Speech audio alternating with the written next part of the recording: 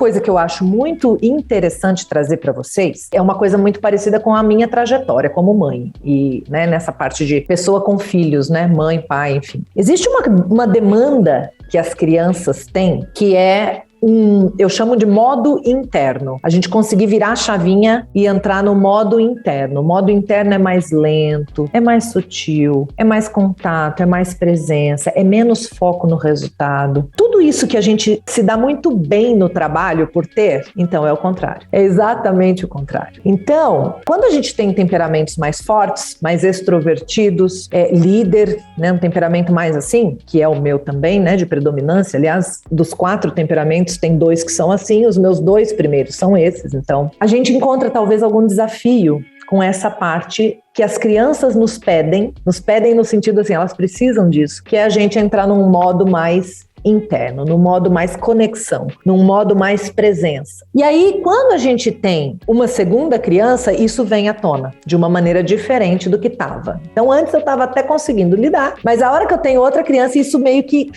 exacerba. Já existia, mas ele exacerba. Por quê? Porque como eu sou muito foco no resultado, eu sou uma mente muito prática, tá? Tô falando de mim e de você juntas, porque somos parecidas nesse aspecto. É uma coisa meio lógica. Agora, eu tenho um bebê. O meu foco tem que ser no bebê. O bebê precisa mais de mim. Então, é uma coisa meio óbvia. E cultural também, né? Soma tudo isso, ainda tem a cultura que reforça isso. Então, a gente vai com tanto foco no bebê, querendo arrasar, querendo fazer tudo certo, querendo inclusive acertar até no que errou com o primeiro, que agora já tem a experiência do primeiro, então eu quero aqui tem que dar certo, porque agora eu já sei, não sou mais amador, e que eu acabo, né, deixando escapar o primeiro, a filha mais velha, né? E escapa mesmo, escapa da onde? Do território emocional. Não é que ela escapa, ela tá trocada, ela tá alimentada, ela tá vestida, ela vai no pediatra, tá tudo em dia. Até porque eu sou muito prática, essas coisas que eu vejo não me escapam, nada que eu vejo me escapa. Eu sou muito prática, dou conta, sou muito inteligente, arraso, então tá tudo em dia. Mas o que eu não vejo me escapa, o emocional. Então, quando eu, né, interajo com ela de tal forma que, não, filha, agora a mamãe tem que dar mamar, isso é uma coisa tão básica, tão simples, mas a gente não sabe, e eu também não sabia, que eu estou simplesmente tirando a mais velha do território emocional e trancando ela para fora sozinha, de qualquer lugar que você possa imaginar, do quarto, da sala, da casa, eu tranquei ela para fora sozinha. É isso que acaba com ela. Por isso esse desespero dela em querer alguém. Aí ela grudou em quem? No pai. Ela sabe que não sobrevive com 2 anos e meio sem o adulto. E ela quer quem? A mãe. E precisa ser a mãe. Mas na falta da mãe, então eu grudo no pai. E eu não grudo de uma maneira saudável no pai. Eu grudo do pai querendo que minha mãe sinta isso. Percebe? Não é um amor genuíno em relação...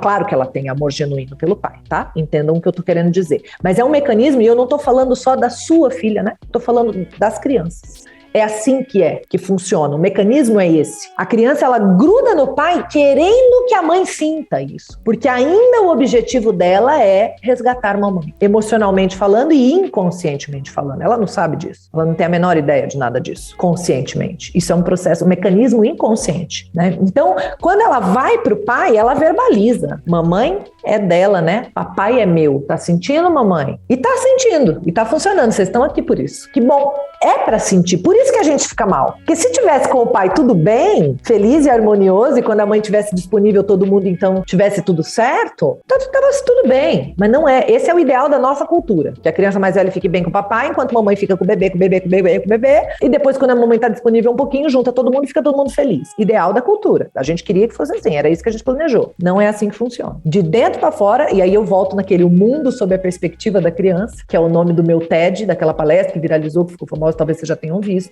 né? O mundo sob a perspectiva da criança é diferente disso. Não é assim que funciona. Como é que é o mundo sob a perspectiva da criança? Se mamãe, quando vai ter o segundo filho, fala, será que eu vou conseguir amar tanto quanto eu amo o primeiro? Porque eu amo tanto esse primeiro. Algumas pessoas grávidas já me contaram isso. Só tive uma gravidez, né? Então eu não sei. Mas se a gente duvida do nosso amor, imagina a criança. Então a criança, ela fica em dúvida. Será que minha mãe continua me amando agora que ela tem um bebê? E aí quando a mamãe tá amamentando, ela vem e a mamãe fala, sai que a mamãe tá dando mamar, mamar, e eu tô usando esse único exemplo porque você foi muito sucinta e só me deu esse. Mas todas as outras cenas, mamãe tá trocando, mamãe tá fazendo dormir, mamãe tá amamentando, realmente eu não te amo mais tanto quanto eu te amava, realmente não tem mais espaço aqui pra você, realmente agora a mamãe é mais do bebê do que sua, realmente, mãe, sem querer, pelo amor de Deus. Na verdade, nós queremos exatamente o contrário, mas fazemos isso absolutamente na ignorância, sem saber, sem imaginar que a gente tá fazendo isso. Mas tá, e o resultado é esse. Ela vai, gruda no pai e fala, não quero mamãe, sai mamãe, eu e meu papai. Não quero banho com você, eu quero com o meu papai. Porque ela fala, bom, não me quer, também não quero. Eu tenho ele, vou sobreviver com ele, porque é o que me resta, é o que me sobrou, e que bom que sobrou, e que bom que tem ele, e que bom que o papai também gosta de estar com ela e faz esse apoio, porque é um grande apoio. Imagina se o papai não é essa pessoa que gosta,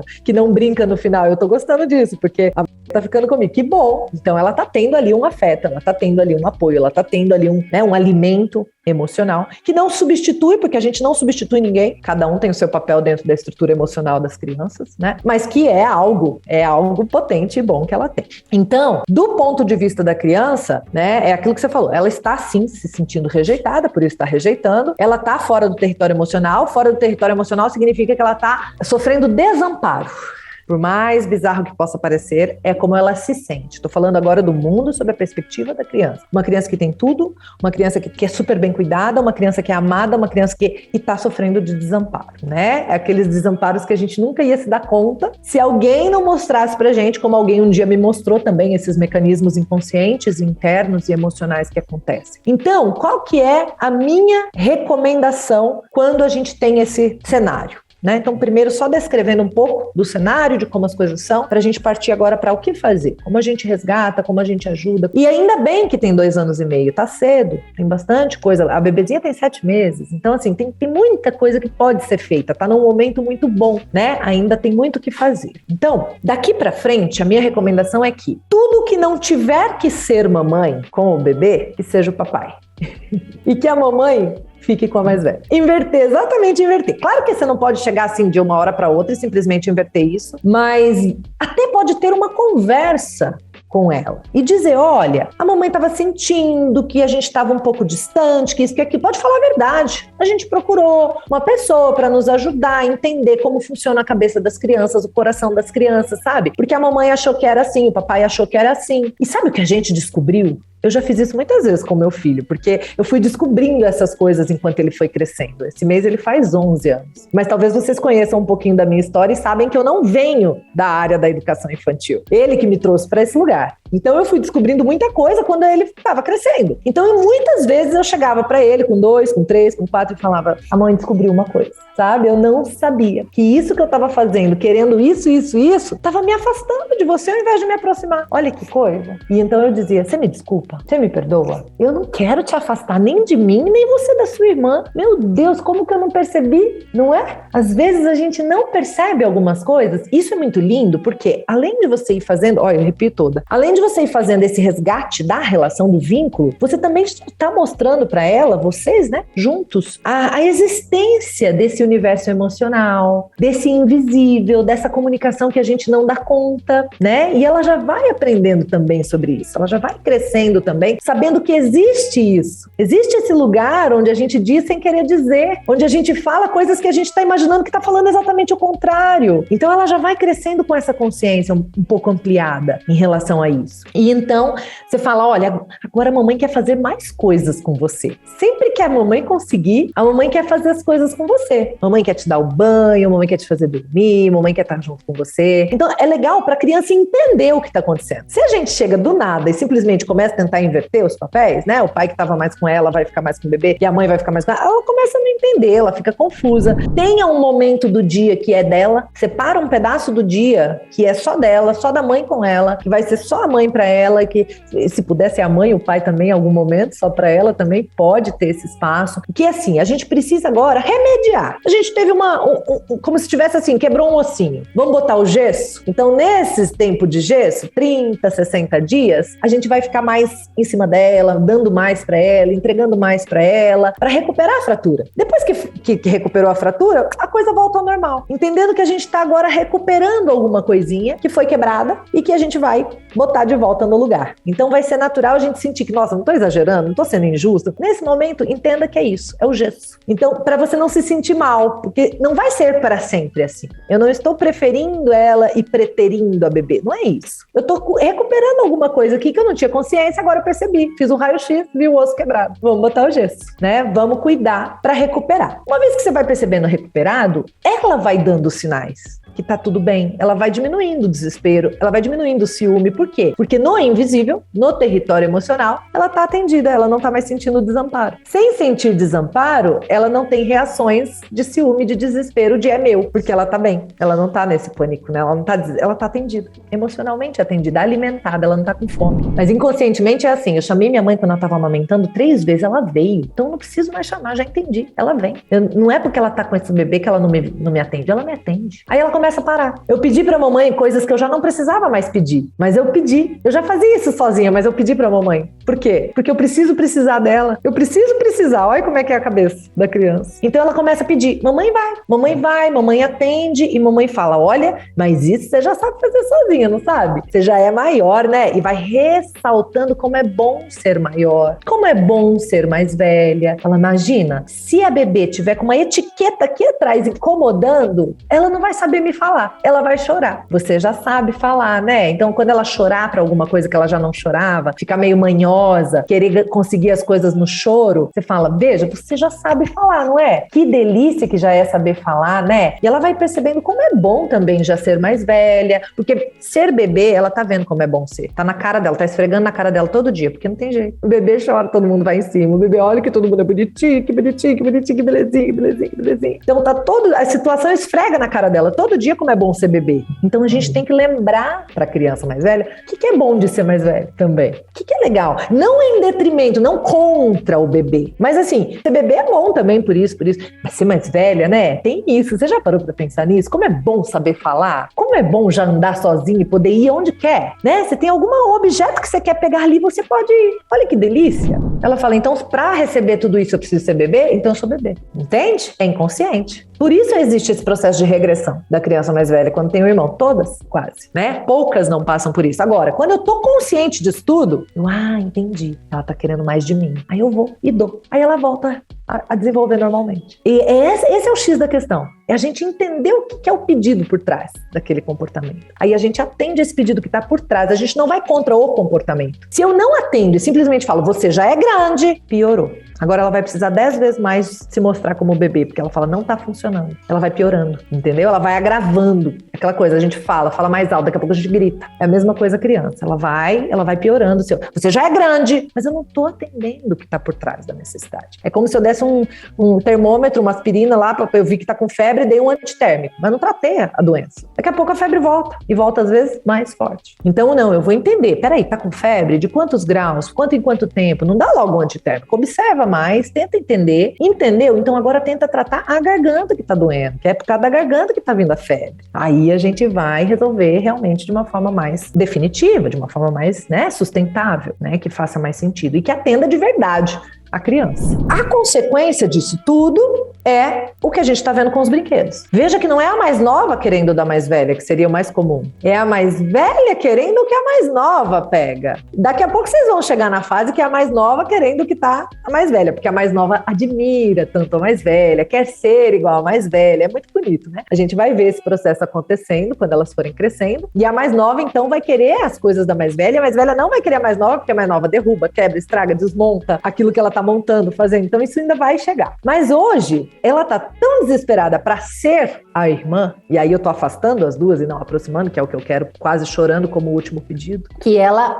pega o que tá na mão da irmã, porque se bebê gosta disso, então eu gosto disso, então é meu. E sempre que ela agride, é violenta com a irmã, ou arranca alguma coisa da mão dela, mamãe vem, mamãe me aparece. Então eu tenho um alimento ruim, negativo, mas é um alimento, é a hora que eu tenho mamãe olhando para mim, é a hora que eu tenho mamãe interagindo comigo, entende? Então, sem querer, eu vou acostumando com aquela comida porcaria, né? Eu como um salgadinho, todo ruim, todo processado, tá, mas me alimenta. Eu não fico com tanta fome, porque mamãe olhou pra mim, mamãe falou comigo de uma maneira direta, mesmo que para falar pra eu dar pra minha irmã o brinquedo de volta. Então é isso que a gente vai. Conforme a gente for fazendo o resto, essa parte tende a ir diminuindo, naturalmente, porque ela vai estar mais atendida, então não vai ter mais muito esse tipo de reação. Quando tiver, eu não dou pra mais nova. Lembra que eu tô no gesso? É um período de gesso. Então ela pegou e falou, você quer esse brinquedo? Você também quer minha atenção? Você não precisa pegar o brinquedo da irmã. Vem cá, senta aqui no meu colo. Dá um abraço apertado. Quando você quiser, mamãe, você me chama. Me vem no meu colo que a mamãe tá aqui pra você. Você traduz pra ela que ela não sabe que é isso que tá acontecendo. E aí você dá chamego pra ela, dá colo pra ela, fica alguns minutos ali com ela e ela vai vendo que ela não precisa fazer isso pra conseguir mamãe, que não é por aí, que não tem necessidade disso, que mamãe não vai tirar e dar pra mais nova, que confirma na cabeça dela que realmente mais nova é preferida, mais nova é mais amada. Eu realmente tô em risco, eu não tô no território emocional.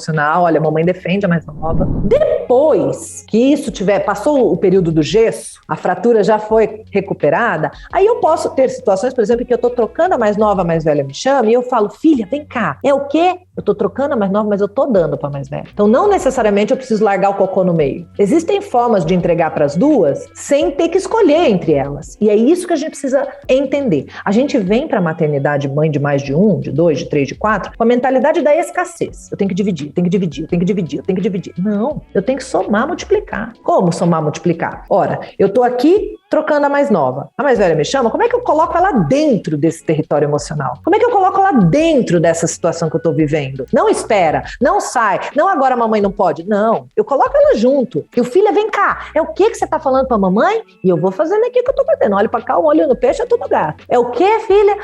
Entendi. Nossa, pega aqui a pomada pra mamãe, ajuda aqui mamãe, que nós vamos lá ver isso que você tá querendo me mostrar. Percebe a diferença? Eu não preciso escolher entre elas, porque eu escolhi ter duas, então eu posso escolher entre elas. Eu escolho as duas, né? Então, eu fico aqui, termina aqui mais rápido que eu conseguir e vou entendendo. Aí eu pego a bebê e ainda fala assim, a irmã quer mostrar uma coisa pra gente. Aí nós vamos juntas, todo mundo curtir lá o que a irmã quer mostrar, o que a irmã tá precisando, ou ajudar a irmã, ou seja lá o que for, né? Atender a demanda da irmã. E se a bebê já estiver bem também, posso deixá-la sentada brincando aqui, vou sozinha lá com ela também, ótimo, tá tudo bem também, tranquilo. E a partir disso, dela perceber, 1, que a irmã não a ameaça. 2, que a irmã não ocupou o território emocional que era dela e agora ela tá fora. Não, estamos todos juntas nesse território emocional. 3, que ela pode sim ter brinquedos que ela não quer emprestar pra irmã. Então ela pode ter uma caixinha de brinquedos que são só dela, que ela não quer que ninguém mexa e não quer emprestar.